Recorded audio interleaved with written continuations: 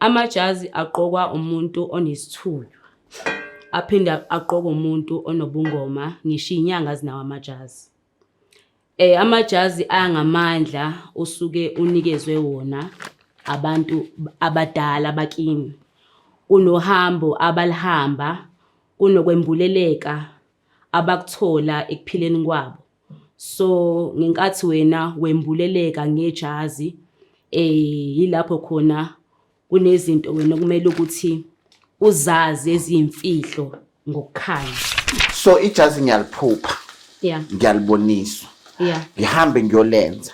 Because of course siyabuza ukuthi hayibo ngiboniswe into kanje especially uma umuntu onganalo ulwazi ngezinto zakamoya kodwa ebusuku namaphupho zamajazi and all those kind of things. So uthi uma usulenzile ke awugqoki. Kusho ukuthi uWhite umele ingilosi ozoyisebenzisa, which is amanono. uWhite nje umuntu ozofaka uWhite ingakho eziyona ithothi kufaka ijazi elimhlophe qwa.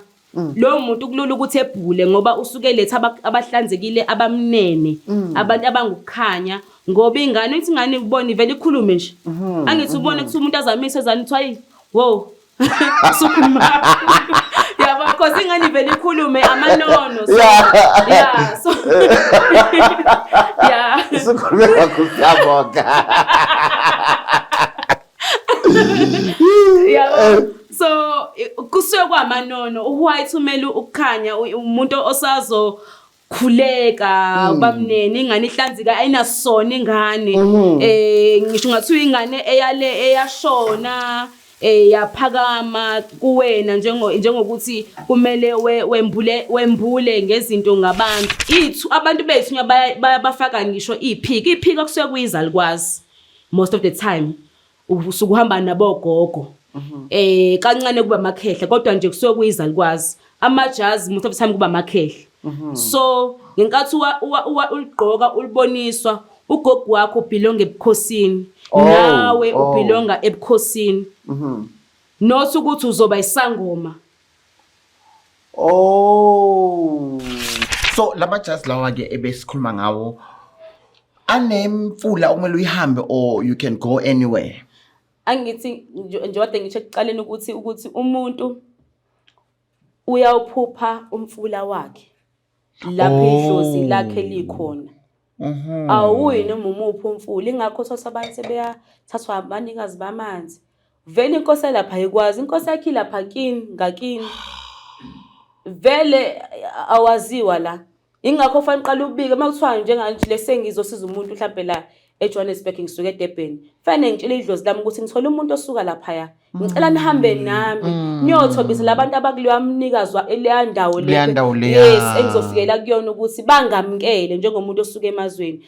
Ladies and gentlemen, welcome to another interesting episode of Munchies and Thoughts.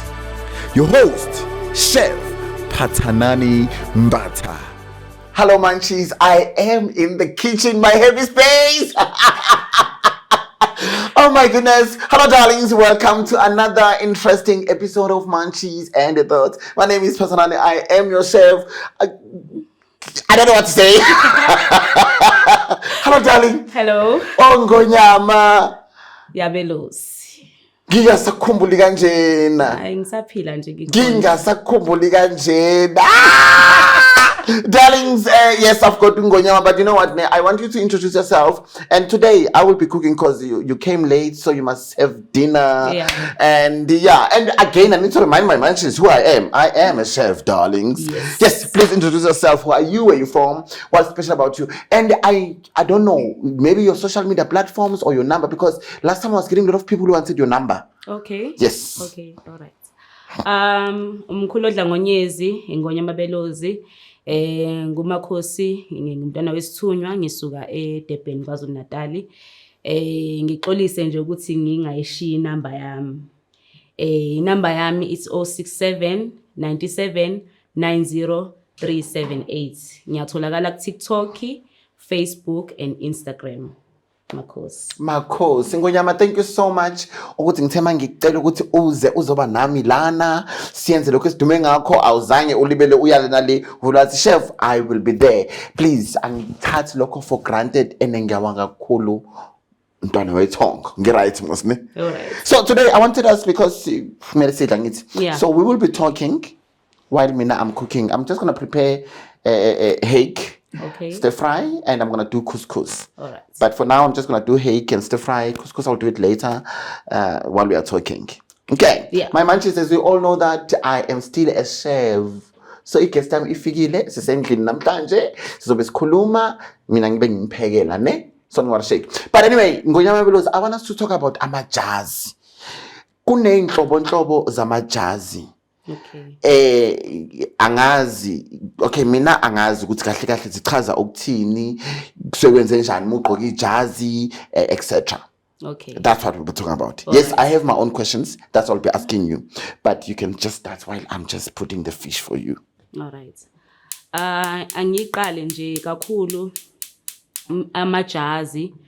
amajazi aqokwa umuntu onesithunywa. Aphinda aqoka umuntu onobungoma ngisho inyanga zinawo amajazi. Amajazi angamandla usuke unikezwe wona abantu abadala bakini. Kunohambo abalihamba, kunokwembuleleka abakuthola ekuphileni kwabo. So ngenkathi wena wembuleleka ngejazi yilapho khona kunezinto wena kumele ukuthi uzazi ezimfihlo ngokukhanya. Kunemfihlo ebungomeni, kunemfihlo ngokukhanya. And ngiyazi ukuthi kunabantu abangakhulumi kakhulu ngento ezithunywa kube ngazi ukuthi mhlambe into encane. Isithunywa ngingasho ukuthi into esekufihlakaleni. Ingakho kwesinye isikhathi umuntu ezoboniswa amajazi emkhathini, abonise amajazi ehlane. Kuya ngokuthi idlozi lakho lihambe yipi indlela. Yipi indlela idlozi lakho elihambile. Abantu abasuke baphile emhlabeni abanikezwa ugcobo. Ingakho uzobona ijazi lakho linenkanyezi, linenyanga, elinye ijazi libe nembalabala. Imbalabala iziveza ukuthi wena amandla akho abhilonga kuphi. Omunye there is yellow and green. Yellow and green kusuke ukuthi kunamadlozi aphila ngaphansi kwelanga which is yellow. Amele amadlozi abogogo which is idlozi lasekhaya komalume.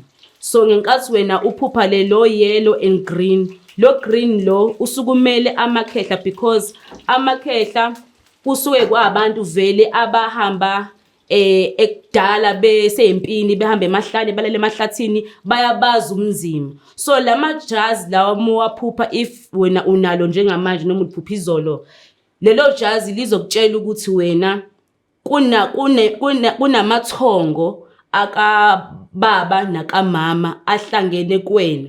Uzohlanganiswa amandla angafani. So wena uyaconnecta nabaphansi which is from the ground. Idlozi lani lasehlane uyaconnecta nedlozi because ilanga suke lizokhanyisa.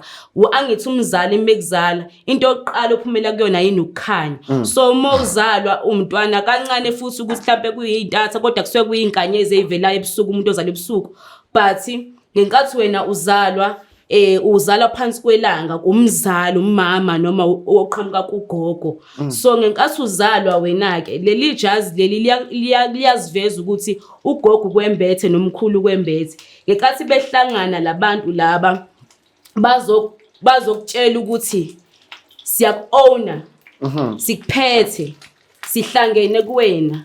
Kodwa empilweni njengoba sifika sithi sikubonisa la kukhona ukuhlanganiswa kwamathongo omele ukwenze.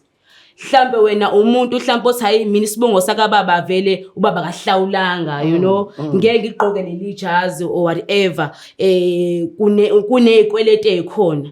But leli dlozi lithi cha vele wena uzalwa kababa, ubaba uligazi lakho.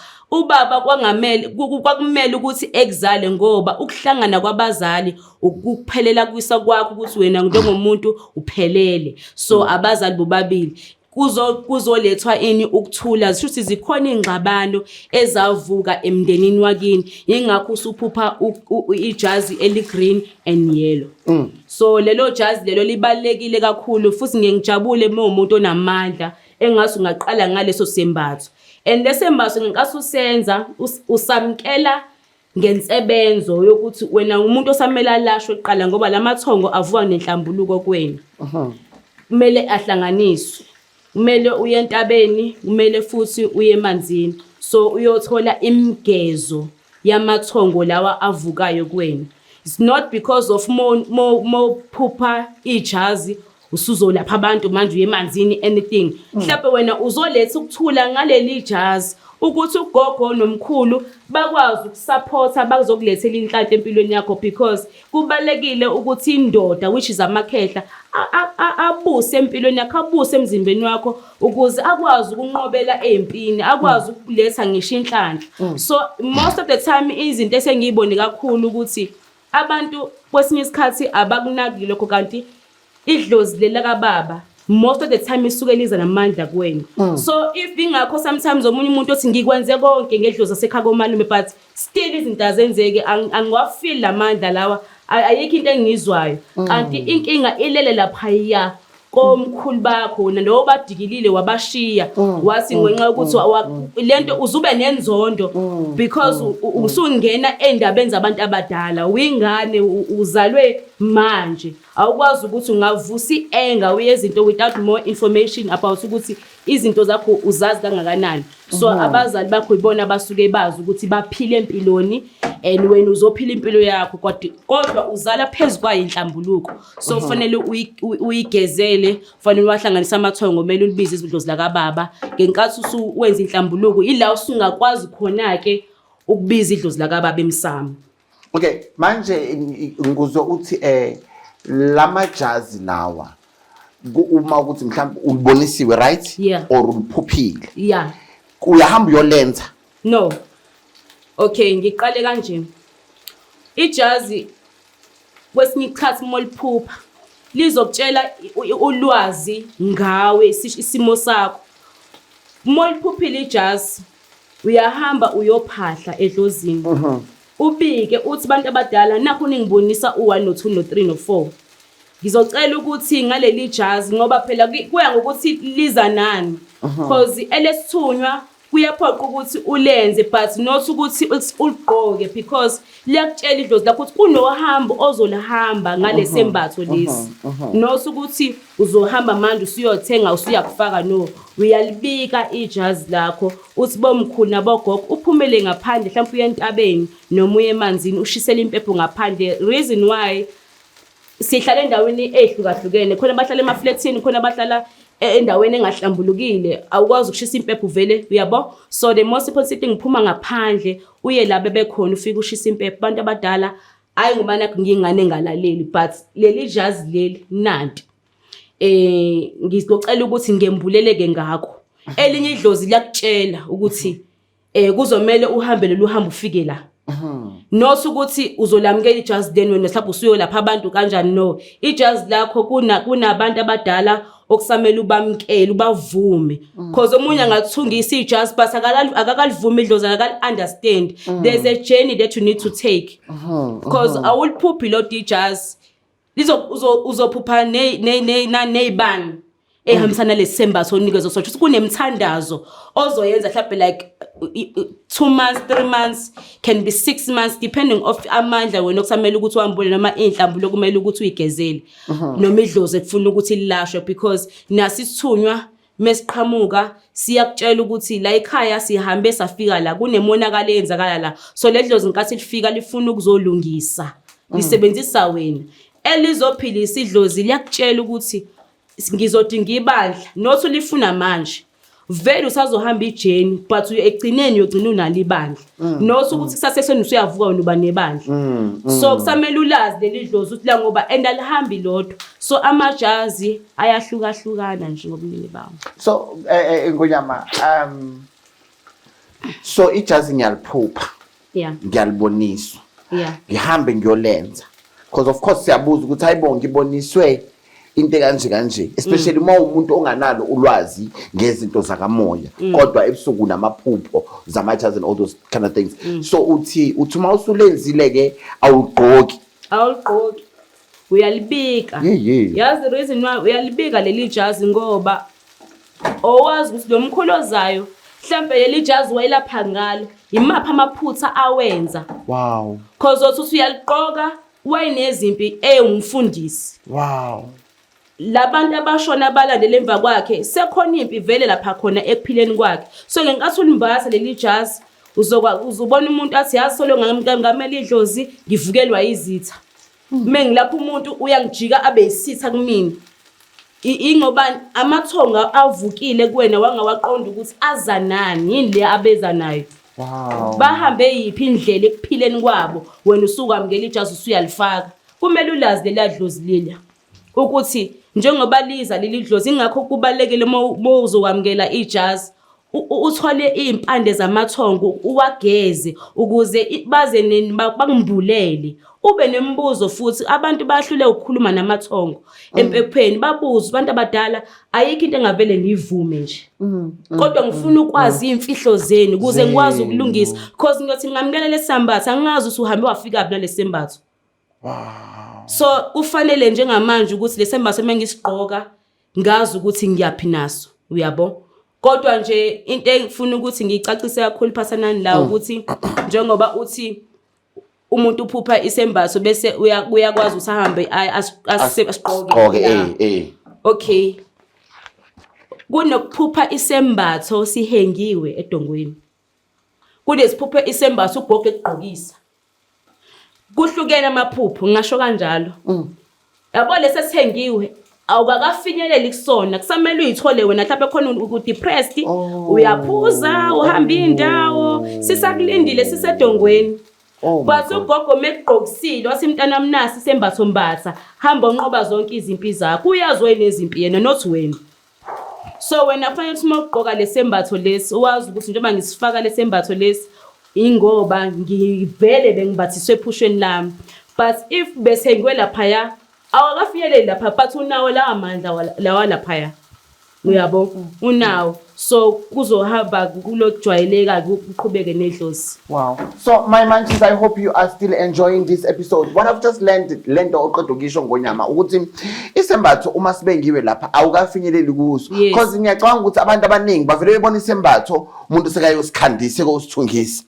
then basithandazela basenzani sekayasigqoka not knowing ukuthi kahle kumele ngisigqoke makwenze njani kumele ngisithungise makwenze njani as you are saying ukuthi sometimes ugogo uzomphupha agqokisa sona then lapho uyakhona ukuthi uyosenza bese uyasigqoka uyakhona ukuthi usenze but umbikele lo yagogo ukuthi gogo nasi sembatho onginikeze sona and lizosho idlozi ukuthi lesembatho uzosenzani because lokho kusuke kuyisibonakaliso but iphupho uyalibona lihengwe lapha faka ngisho ubuhlalo na umuntu mekuphosela ubuhlalo unqaka ufake ezandleni then ozophupha umuntu efakile ubuhlalo la uhamba nabantu adala vele wena umuntu ogqokile nawe usufuna ukugqoka no wawumbona ebugqokile uyeza nalapha yanawe not ukuthi uzofaka ubuhlalo bokade bona umkhulu wakhe ebugqokile uyeza ubuhlalo fana ufake la kubonakala ukuthi uphuphile buhleli la uma uzobona ubuhlelo etafuleni kanje bese uthi hayi ngoba usazofinyelela lapha akafinyelele lapha kusamele ukuthi uzithole kungenze ukuthi unendlela ohamba engekho right idlozi lakhe akafuni ukuthi linqinkise lapha awukuzithole eqala plus nanti into esikubekele yona yile so akusho ukuthi mangiguba ubuhlalo ngibona sekumele ngihambe ngiyobenza ngigqoke uyasho ukuthi abantu abadala njengoba ningikhombisa ubuhlalo nginabo ubuhlalo ningikhombisa bona but angibugqokanga angibuthathanga futhi aninginikezanga okukhombisa ukuthi kunamandla enginawo mina ekusamele ukuthi ngikwamukele I'm ready to accept the calling or the gift ngalobuhlalo so bese idlozi libuyela kuwena because wena ususitholile ngithi usuvumile ukuvuma kuqala ukuze wamukele lapha Nkosi yami Ngonyama yabelo ziyazi lento qeda ukisho I think izofundisa abantu abaningi ngoba siyalahleka even nathi ngoba manje sizwa kuthiwa kumele uphuphe into uma uyiphuphile then usuzoyenza and I'm talking from experience darlings I was once told some things as well about lona ama-jazz lawo and ngalenza ngoba angazi but angilizwa ukuthi kwenzakalani yazi indaba ungalizwa ingoba alisondezwanga leliya dlozi lesesembatho lesi because uyabona ukuthi okay lifola empophomeni lisho ukuthini lona molibuka lona kuko ukuthi hlepenini ephambano linembala ubhilonga kuphi because umuntu uya la idlozi liphuza khona because idlozi lakho meliphuza emfule ethize wena uyohlezi ulapha ukwazi manje ngibana khona ubona abantu bekweminye ifula namajazi then wena usuyahamba la uhlezi uphuphu khona kulawo manzi ilapho idlozi lakho likhona so kumele uphahle lapho each and every day uzowathola lamandla wafunayo ngeke uzowathole eNorth West wena use Cape Town yabo so kuyahluka ukuthi into yakho iba kanjani uyawudla ufish ya ngiyawudla ufish ngeke ngizwe mose kuthiwa abantu bamanzi or bemoya nofish akuhlangani ngingasho ukuthi phasanani kuyiqiniso yes ukuthi akuhlangani kodwa futhi at the same time kuya ngokuthi idlozi lakho lithini lona angithi simbethwa abantu abaphila emhlabeni ababethanda izinto ezingafani and idlozi mina la ngikhombisa ukuthi why kumele ngidle fish and angidli nomuphi fish okay ngidla ufish odobiwe then osethinini then oprepare umuntu engathi ngawuthola udotshiwe uthengwe bese ngiyawuprepare mina ophelele nje ongangathini ngiyawudla nje ufish ngisho kanjalo kodwa kuya ngabantu ukuthi idlozi lakhe lithini kodwa kahle ufish awudliwa ngoba suke ehlonipha umnikazi wamanzi okay ngoba kunofishi obulala impande okay kuya ngokuthi udla ziphi impande uyabo so nami nginendlela engudla ngayo angivele ngudle ngoba kufika isibonakaliso somuntu thizeni othi lana wami uyakudla konke but into engangiyithanda awuyidli and leyo nto yayinginikeza ukuhlakanipha nenkuthalo namandla ngoba kuyinhlanzeko kona kudla kuyinhlanzeko kumina so ngiyacela ukuthi ungenzele okay so mengenza mengenza iladi I make sure ukuthi ufishi wedlozi lami ukhona lapha ngubeke nje eceleni ngisho ukuthi okay abadla lokhu nakho so idlozi lihamba lize lingibulele ngawe ngezinto abayifuna kuwena kodwa nje angisho ukuthi umuntu akadli fish No, I just wanted to know. Remember, I'm making fish here. Yeah. Do you have anything you want to ask? I know it's just quick, because I'm sure you are hungry. Okay. So if you've got anything you want to ask before I can dish this, it looks nice. Don't you think? Yeah, it looks nice. Ngifuna ukubuza ukuthi because abantu mebepheka yabo basuke bepheka just because ukuthi umuntu awusegcina icala. But ngifuna ukubuza ukuthi ukudla wena mhlawumbe owambulelwa ngakho noma kwakufikela ukuthi okay let's kuyisipho kuyigift ngisho kanjalo into yakufikela noma into mhlawumbe owayiboniswa mhlawumbe edlozini lakho noma umuntu okwembethe into ayithandayo ukuyenza because ngiyakubona ukuthi ukhuthalele kakhulu uyabo you know ngisafunda uyazi ngisafunda and ngifunda kini nonke mina ukupheka it's my happy like kitchen and cooking. Yeah. It's where I find comfort, where I find peace, where I find happiness. So it's one of my love language. Okay. When I'm cooking for you, you should know Guti, my heart is here. Okay. All right. So again, whether maybe I would say isipho. Okay. Namenga pure sona. Yeah. Yes. So that's why I wanted to know Guti because ngenza lo fish lo and sizokudla manje ngidala. Yeah, sizodla fish. Anginankinga nawo and ulo fish engudla impela. Yeah. Okay, I'm loving that. Ngonyama, I need your help here. Ngiyangibone ezinye izembatho zihlukile uthola ukuthi mhlawumbe esinye ublue, white, mara zinamakhala. Uthola ukuthi ikhala ingala. Kusekwenzakalani? Why kube kanjani? Okay. Ama-colours, let's siqale nje imbala yamajazi. Asuke eveza amandla osuke uphiwe wona abantu abadala bakini. Ohambeni lwabo ekuphileni kwabo. So amajazi, let me just explain nje u-white no dark blue. So lo mbala loyo okusokukhombisha ukuthi unamadlozi abambisene empilweni yakho. Okay. Azosebenzisana ekulungiseni. Yabo lo muntu onembala onjalo usuke ezokhulekela abantu, ozosebenza ngamanzi. Ozoba nani uzokwazi ukwehlola noma uprofeta ngisho kanjalo. So kusho ukuthi uwhite umele ingilosi ozoyisebenzisa, which is amanono. Uwhite nje umuntu ozofaka uwhite ingakho eziyona ithothi kufaka ijazi elimhlophe qwa. Lo muntu kulula ukuthi ebhule ngoba usuke letha abahlanzekile abamnene, abantu abangukukhanya, ngoba ingane ithi ingane ubone ivela ikhulume nje. Angithi ubone ukuthi umuntu azamise ezani uthi wow sukhuluma. Yabo because ingane ivela ikhulume amanono. So yeah, so yeah. Sukhuluma kusabonga. Yeah. So kusuke kwamanono uwhite umele ukukhanya umuntu osazo khuleka bamnene, ingane ihlanzika ayinasona ingane. Ngisho ngathi ingane eyashona yaphakama kuwena njengokuthi kumele wembule ngezinto ngabantu. Uyabo? So angithi ayikuthola ngokuphila, izovuka wena ifuna ukuphila ngithi. Ifuna ukuthi iphile kuwena, yenza izinto ikusize ikulekelela ikunika ukukhanya.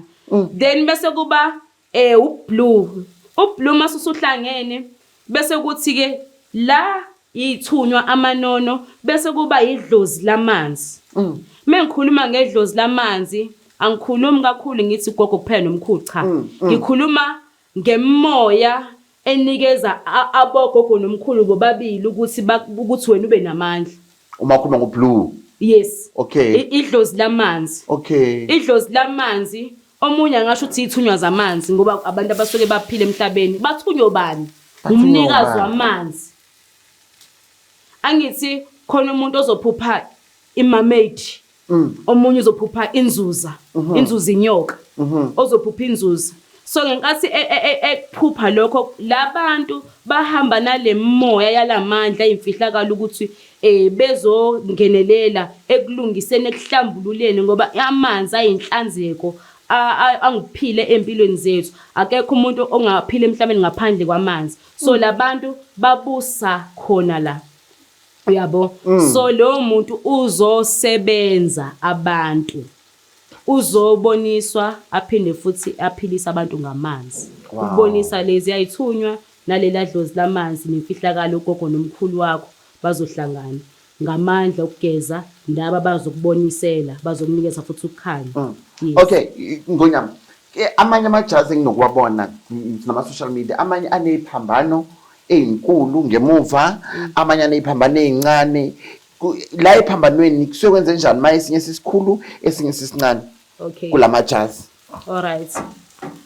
Okay, isiphambano ngisukubone lapha like ema movie ngisho kanjalo ngifuna ukukhuluma kulo ema movie. Umuntu mone demon uthatha isiphambano asibeke la kuwena ngoba efuna ukususa lentembi kuwena. So nawe mozophupha ijazi enephambano eziningi egcwele umzimba wonke unezitha wena. Wena unezitha and idlozi lakho lizokusingatha lizokuvikela likunika amandla ukuthi noma ngabe kuthi uyakhuleka uyabavusa kodwa noma ngabe kuthiwani izitha zakho ziyakuvukela ngeke bakunqobe ngoba unogcobo umzimba wonke. So kubalekile umuntu onjalo meyophahla agqoke lelo jazi mezosindisa umuntu ngoba ulwa impi yomunye umuntu kodwa nawe futhi unezimpi. Uyabo? Usuku unezitha eziningi then uzoba umuntu futhi othandazela abantu. ophatha iBhayibheli ngoba isuka kuJesu isiphambano lapha bethelwa khona. Nawe uzobethelwa ke manje ukuthi njoba sikunika nje lamandla uzogcina lo msebenzi wethu uzosilalela. uJesu wamlalela uNkulunkulu, wawenza umsebenzi, wabaphilisa abantu, wahlenga wonke umhlaba. Nawe ke uzohlenga bonke abantu, nawe sikunikeza ugcobo ube umuntu olalelayo ohamba ezinyathelweni. Awukho asingeke kuzwakale kuthiwa wena ugive uphile edlozini uthi ayisengikhathele. Ngikhathelwe isithunywa mina, ngikhathelwe ukuthandaza, ngikhathelwe amanzi, ngikhathelwe yini. So unikeziwe ugcobo. Ingakho esinye isikhathi sothi abanye sekubezwe ngazo simanje bayagqilazeka, bagqilazwa yini amandla amaningi nendlela yinde. So ufanele umuntu azinikele, athathe isinqumo sokuthi okay uyaqhubeka nejourney yakhe. Nejourney yakhe. Okay, now so remember ukuthi lamajazi anamakinopho. Yeah. So namakinopho nawo uyabonisa kule jazz omhlamba amakinopho anendawo yawo umuzo wafaka ejazini okumele uyilandele okwenzakalana. I just want to understand that. I'm talking about the buttons, my matches. Yeah. All right. Ijazz moliphupha liyaba nama-button. Okay. Elinye libi nama-button. Kuya ngokuthi baphile kusiphi isikhathi labantu abangibethe. Ayesakhona nama-button noma laba abanye bengekho. Bavele bathunga nje intempeleni. Uyabo kuya ngamadlozi ekuphileni kwabo ukuthi baphile isimanje abantu abasanda kushona mhlawumbe 200 years ago. So kuya ngamadlozi ukuthi aphile kusiphi isikhathi. So ngenkathi bekubonisa uyawabona ama-button ukuthi okay i-button lakho nalinje. Uyabo bayakuvezela ukuthi kumele ulifase ufihle umzimba wakho. Abanye uthi khona waqgqwe ngaphansi, abanye kuba umNazaretha bese faka ijazi. Uyabo so kuyahluka. Also basically makuzwa ama-button kuyahluka ukuthi lo muntu ongibethe bekaphila kusiphi isikhathi. Yes. So kuyenzakala ukuthi uphuphe ijazi enama-button. Yes. Kuyenzakala futhi ukuthi uphuphe ijazi elinganawo ama-button. Yes. Cause nami ngaphupha ijazi elingenawo ukhola.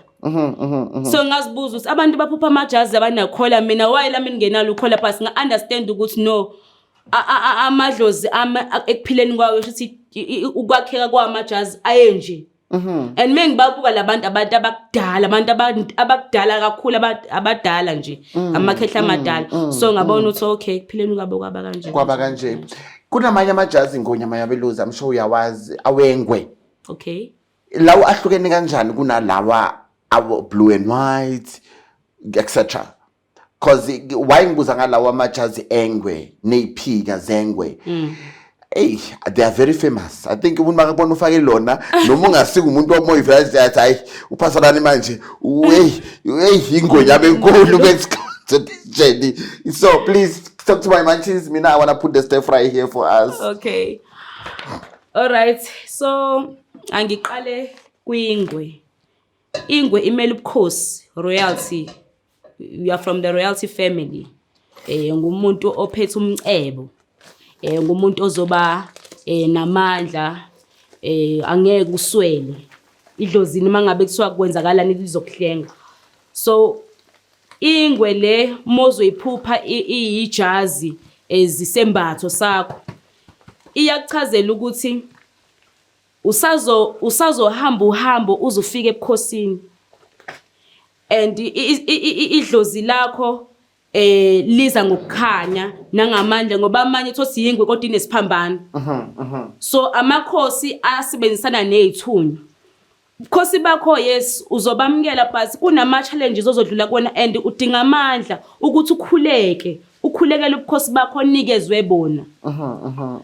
Shuthi uhambo olude ebukhosini bakho nosu ukuthi uzoligijimela la jazi bese uyalithunga bese uyaqoqa. No. Uyathungisa ulibeke but usazoba nohambo nedlozi. Sakhona isivumelano omele usenze kuqala nabantu abadala.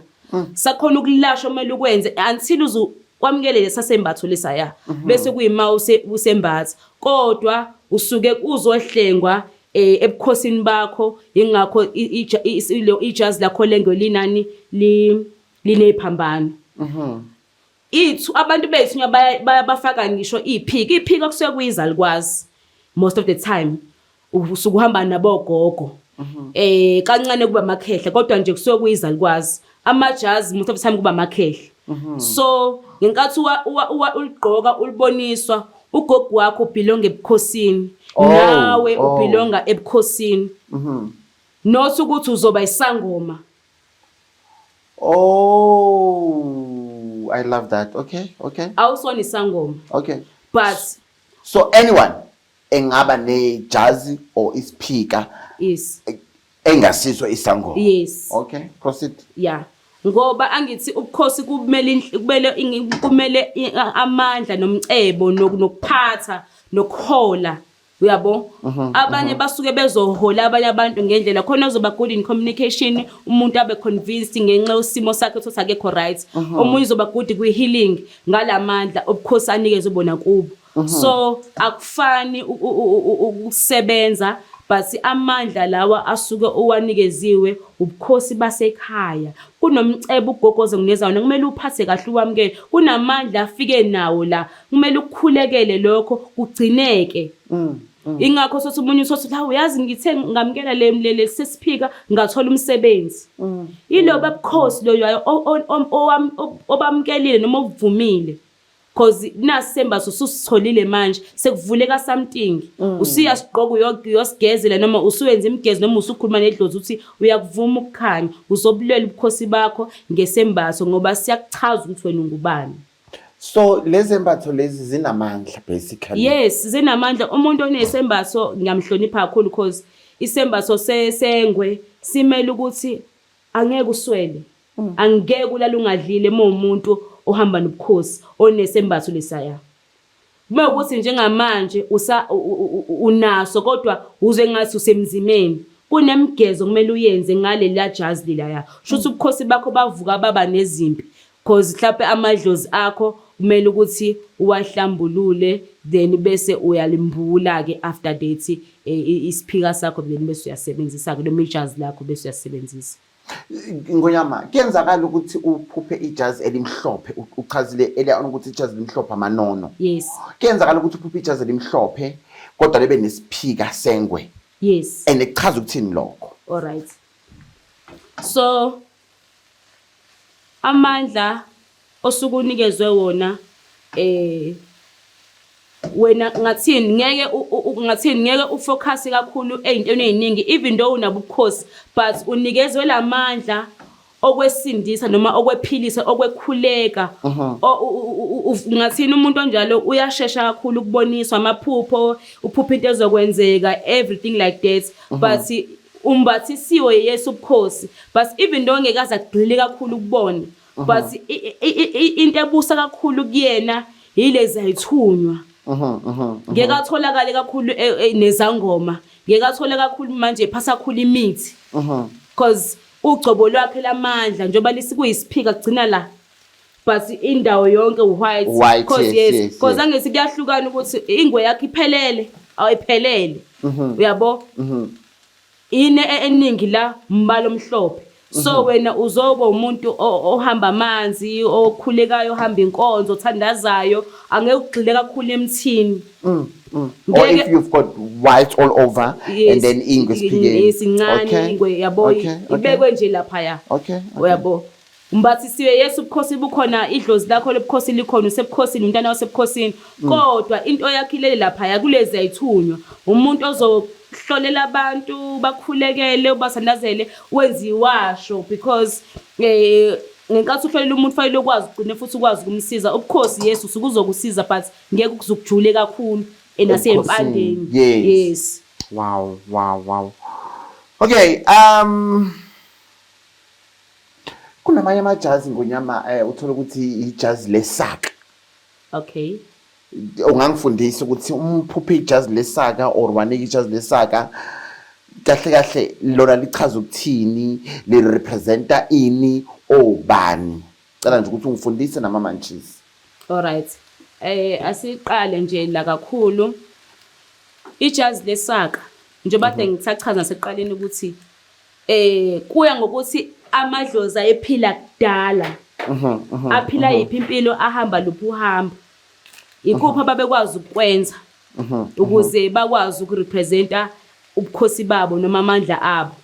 So isaka lelaya lisuke uyabona umuntu onesaka ijazi lesaka noma isiphika sesakho khona nesiphika Oh, Yes. oh, okay. Sikhona isiphika sigcina nje la khona nejazi futhi eliphelele. Yes. So lo muntu loyo uzophupha ijazi elisaka base liba neziphambano. Mhlawumbe libe neinsephe. It's garlic, right? Yeah. Okay. Yeah. Libe neinsephe. So ngenkathi eliphupha limele ukuthi wena unikezwa amandla. Lamandla akho anensebenzo ozozenza but ezimfihlo kunezinto ozoyigodla. Ongeke ukwazi ukuthi omunye umuntu ngathini azazi.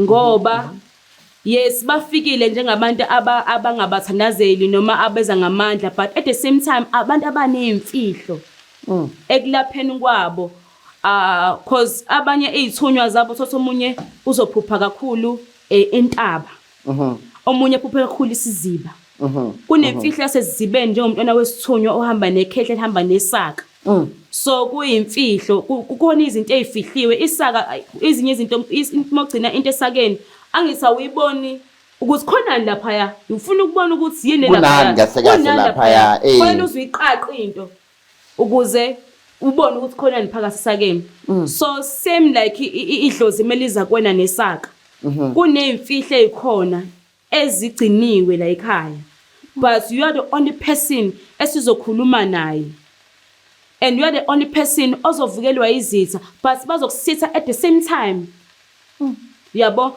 ijazi lelayana akunomba obanalo ngoba iningi into eyenziwa yiloya muntu esingayazi thina esukelele lapha wow uyabo sengibabonile abanye abantu ngabamisa abantu abahamba baba namajazi because mina anginalo I respect umuntu onalo because ngakuthola ngibuleleka ngalo because amadlozi ayasifundisa ngisho silele ukuthi awuyazi mabona umuntu kanje egqoka kusho ukuthi uma usuyambuza lo mpela lo muntu yazi ngempela lento iyona exactly uyabo so okay Ponyama I'm going to dish. We're gonna have stir fry and fish.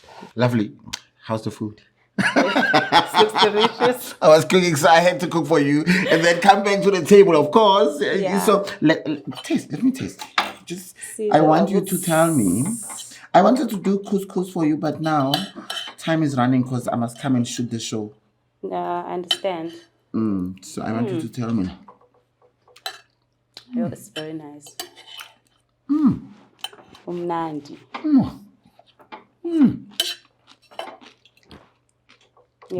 Fanele siqashe nje uzosiphekela. Delicious. Delicious. Uzosiphekela. But anyway, thank you. We are back on the table now. Now I've got a question here. So, uma kuthi ngiyaliphupha ke le jazi leli.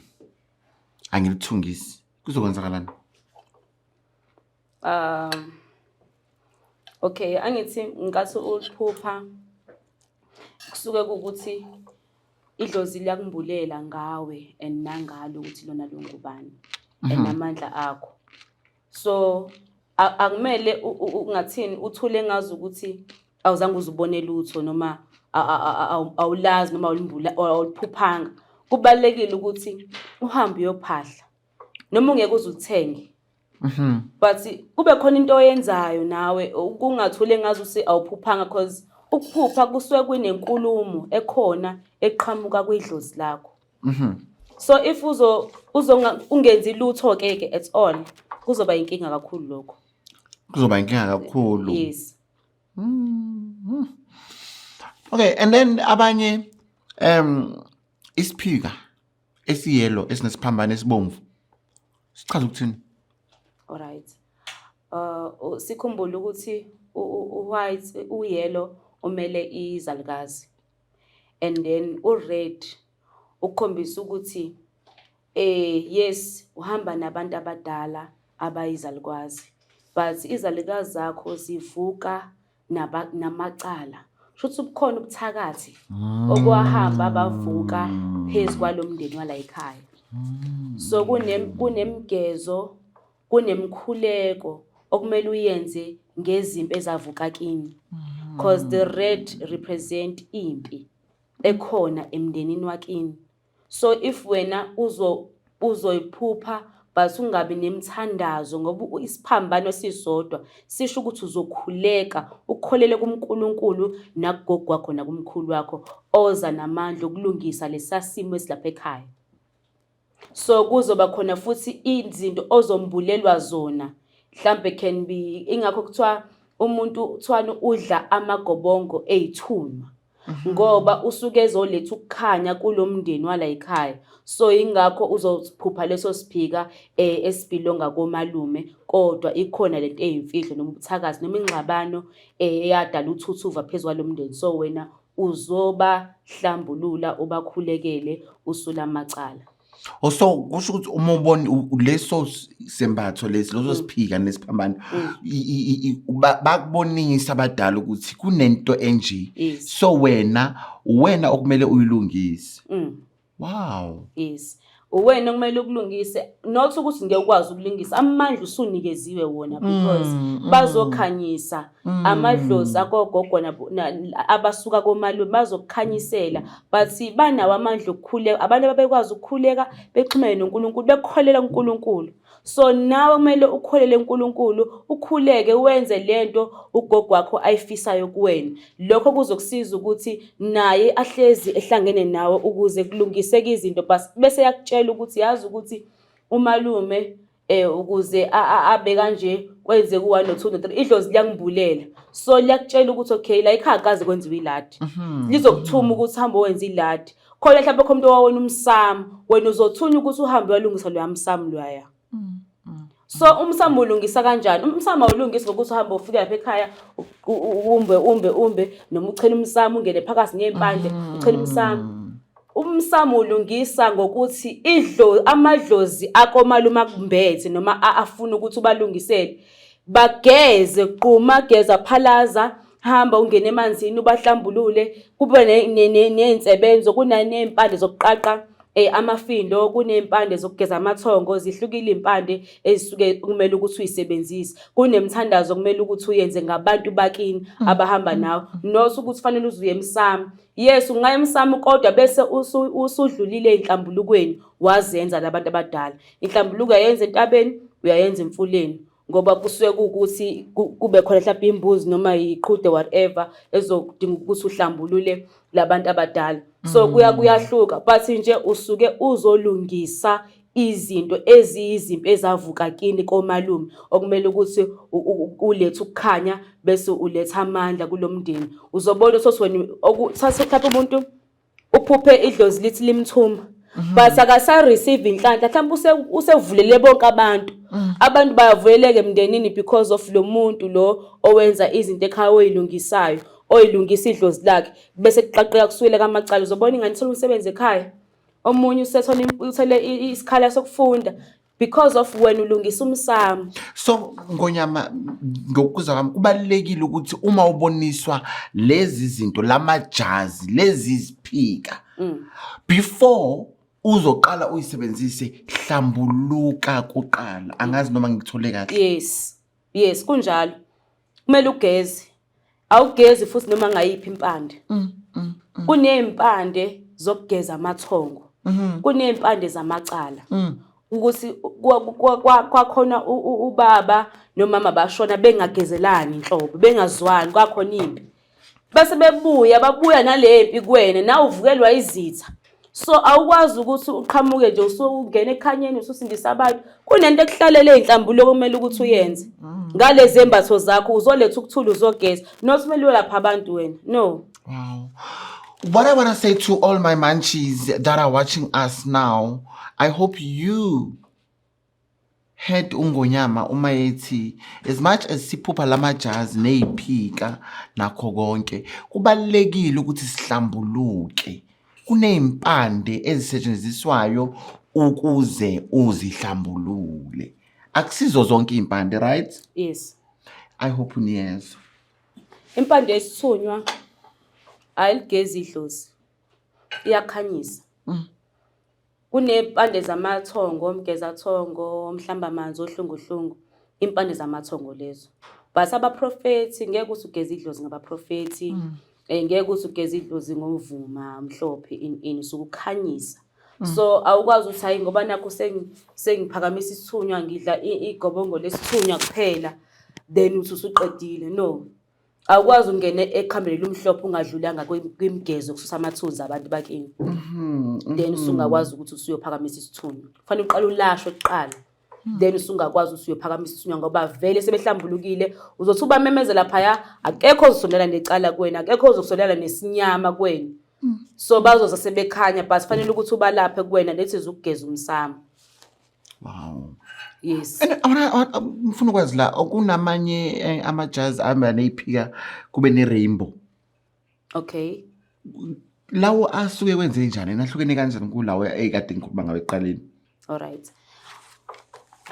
Angithi i-rainbow siqale kwi-rainbow. I-rainbow inembala ehlukahlukene.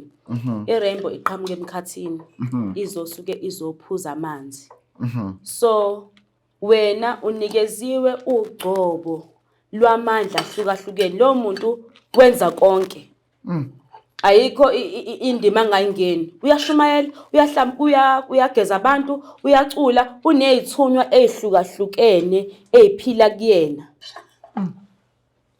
Uzokwenza yonke into ehambisana nomkhathi nokukhuleka na wonke, uzosindisa, uzoba nebandla lo muntu.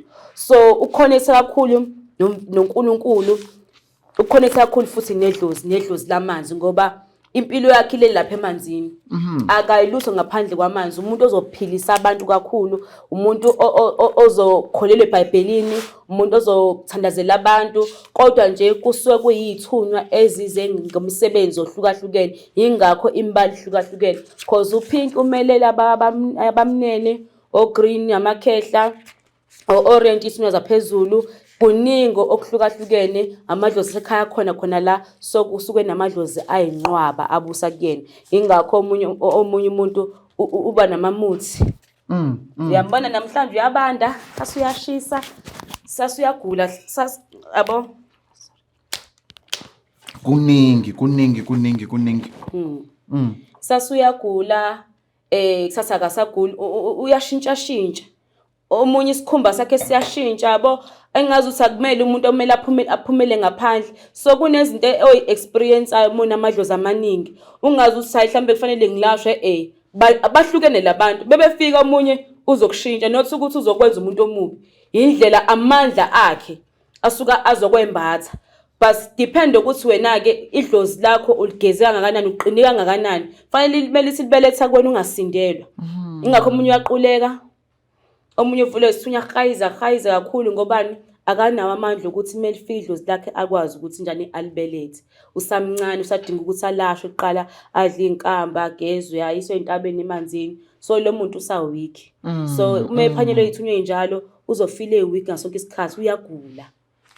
Ngoba le moya eminingi mefuna ukubona umefanele aphakanye idlozi khona idlozi elifika ngesiprofetho lizobika something la indlela ekhaya ukuthi lekhaya nilaleli in. So lo muntu imali lisuke idlozi aphela amandla akhathale kuba yonke into kusuke isimo sakhe ukuthi kunezinto angakazenzi akusamele ukuthi ezele idlozi lakhe likhulu kakhulu yamgqilaza siyalulwa abadonswe enze zonke into kanjalo bathi nje kuningi ngesithunywa kuningi but nje ilokhuzane umuntu onesithunywa esiza ngothingo lenkosazana basothi ithingo lenkosazana phela ngesizulu rainbow in English yeah badonsa ngayo rainbow ithingo lenkosazane kusuke ngamadlozi amaningi angayitshela ukuthi uzothi hayi mina ngizokhulekela abantu kuphela.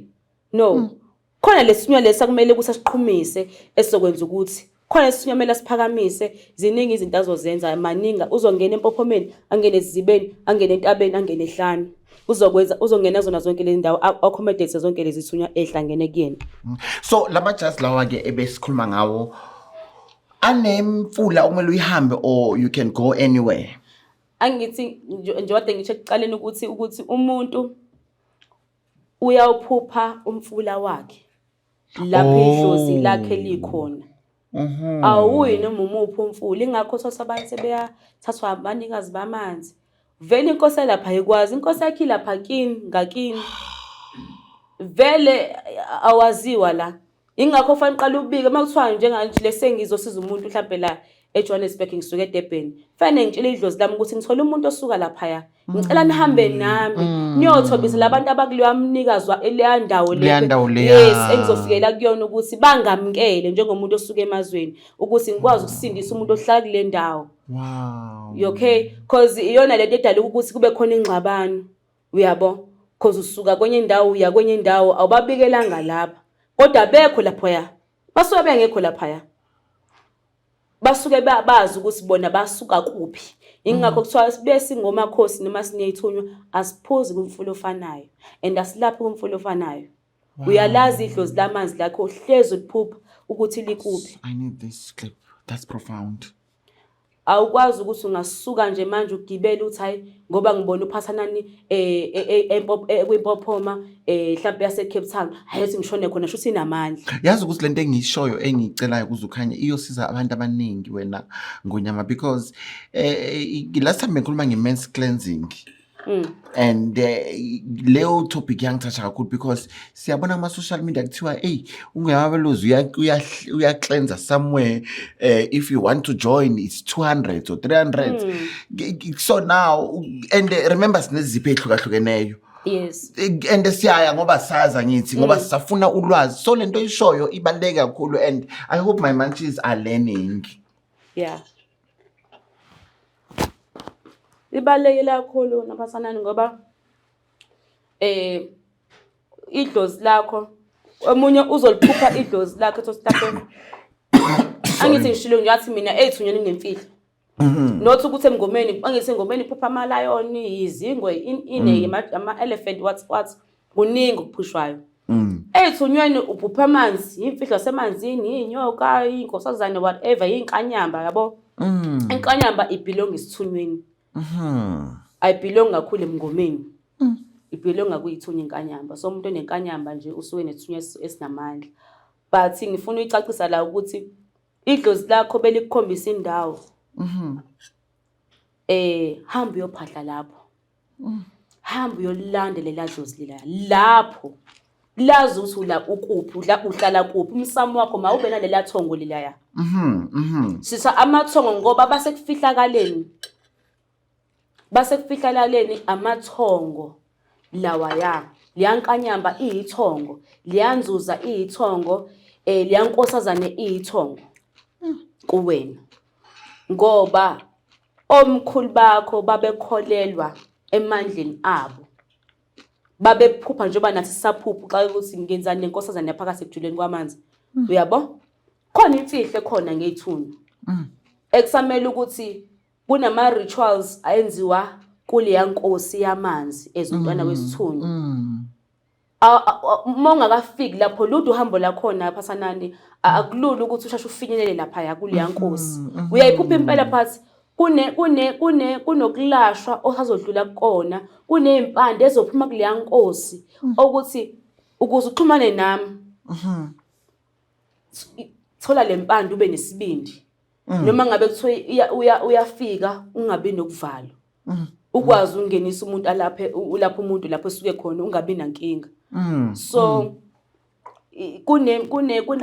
kunemnikelo oyenzayo imnikelo oyenza emsamyakeni uyayenza nakwidlozi lamanzi but it depend ukuthi uyenza ndlelani lifunana uqhamuka usuletha ama fruits nani just because uyazi ukuthi msamo kuba khona ama fruits yabo idlozi lamanzi licela into ongeke uzuyitshela ukuthi lifuna isimanje because ingandlela aba powerful ngabayabona ukuthi kuphilwa kanjani manje bayabona ukuthi kwenzakalani emhlabeni ingakho likwazi ukuconnecta nawe usendlini lisemanzini ngoba bayakwazi ukubona ukuthi hawula sekudliwa ofish amaplate la mawayini sifuna lela wayini idlozi lamanzi lifuna iwayini xa uthi lazini newayini ufike iwayini manje yabo ngobani abantu abeza nomcebo baphezulu labantu bazofuna yonke into ebephezulu so kunezinto ozozenza omunye umuntu engaze understand yazi wena yini lezi zinto zotsakala elwandle nemuzonza kade cha idlozi lamanzi into idlozi lakhe liyifunayo. Yes. And ngiyabonga ukuthi into leyo wengonyama because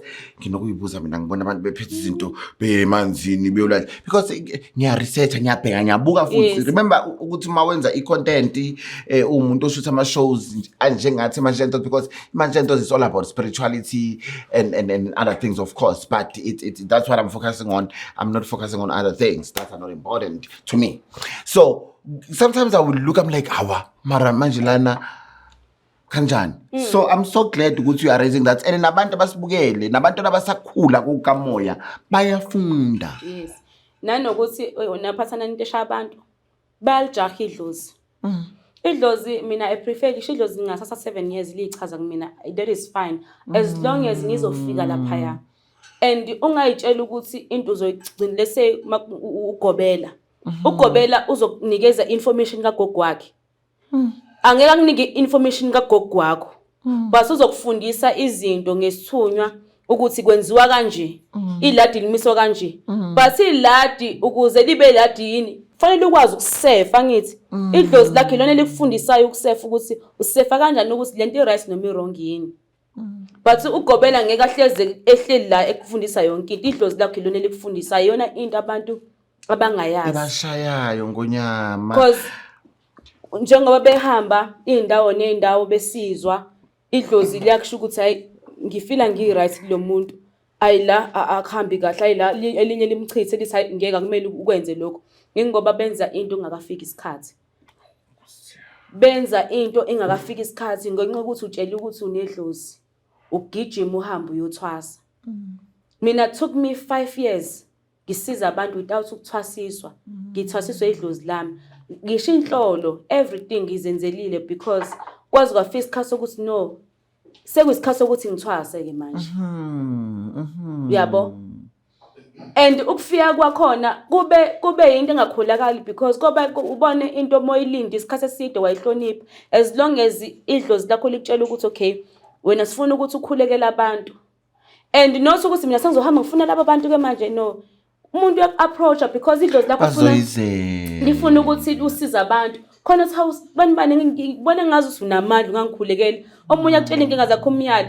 kukhula kanjalo na ngimina kwakhula kwazi kwafika ekugcineni ukuthi umuntu ngigcine ngibasiza ngoba sengiyakwazi ukubona ngiyaphupha idlozi langu nje ufuna ukubona idla impande ethize ngeze emanzini athize sikuphi thina ngahamba ngakulezi indawo bekhona ngathola amandla okwazi ukuvuleka ihlo lesithathu ngakwazi ukuqala ngisiza abantu sengiyakwazi manje ukusiza abantu because ngangisaba ukuthi ayibo labantu bafuna basize kuphatha ngakaboni lutho ngabatata angiboni lutho mina basi uzobona qala uthi ngakwenza kwavuleka ihlo lesithathu akekho umuntu owangivulisa ihlo lesithathu ngaphandle kwedlozi lami.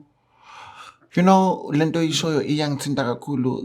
One of the comments, and I laughed about it on my social media platform. Omunye uthi, I'm not gonna mention the Gogo that person mentioned. Ati, why don't you ask Gogo to give you something to get subscribers? You know, my answer was like, Mina, I'm fine. Mina, I'm fine. I'm not in a rush. Yes. Whoever i-content yami efinyelela kuyena izomfika. Yeah.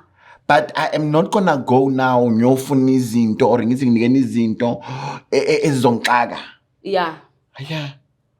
And into abantu abaningi vele mowenza something kunabantu vele abangakafinyelele entweni kanjalo wena phasana nobe nesibindi sokwenza umsebenzi ongaka leso sibindi leso unikezwe idlozi lakho nawe self isinqumo sakho ngento oyithanda ukuyenza ngoba uzobaphilisa kwabona uyabaphilisa uyabasindisa base ukuthi ube nabalandeli idlozi liyahlela because owazi abalandeli abaningi angangenanga bayokwakhela ini so kubalekile ukuthi uaccept abakuvulela kona and you pray about it ukuthi lento engiqalayo mayibe impumelelo ngisho isizukulwane esizayo sifice le nkulumo ngoba wena uzophilisa kwathina uyasiphilisa nama I do get information from abantu abangena bazofundisa ngikujabulele lokuthi at least sengazi into but uphilisa isizwe phathanani akekho umuntu akumele akumonazele ngisho ukuthi uyakumonazela ngeke uze kusebenze kuyonke into inesikhathi sayo nami engikwenzayo angidinge ukuthi ewa mina futhi ngumuntu ongabi novala ngesabi. Ngithe ngiyalithemba idlozi lami kakhulu. Ngisho ngathiwa ngiphumela eminyango ngiyahamba ngithemba idlozi lami. Ngiyasho ukuthi mina wami umphefumulo uyokhishwa uNkulunkulu hayi umuntu omnyama. So ngihlezi ngithi mina inkuthalo yami ngiyenza imfihlakalweni.